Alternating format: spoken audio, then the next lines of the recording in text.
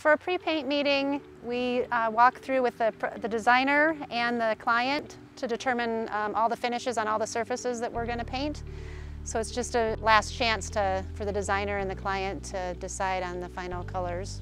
Well, I think it's great because the designer is involved from the very beginning. So we probably did idea boards at the beginning of the design process. So the designer knows if the client wants warm tones or cool tones, and they'll know how all the finishes fit together. So the metal from the faucets and the handles and the wood from the cabinets, and just how the interplay of all those different materials comes together. And just knowing the personality of the client through that whole design process, I think, is important to get those final things. And the color is so important because that's the first thing everybody sees. You know, and if you just go to the paint store and get the little tiny paint chips, it's so hard to tell. You know, when you get it on the wall, it looks 10 times darker.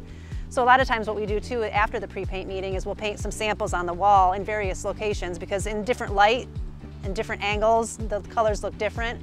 So that's kind of one of the outcomes of the pre-paint meeting, is to get those samples on the wall that the client can see them in a larger sample and make sure that's what they want before we go ahead and paint the whole room.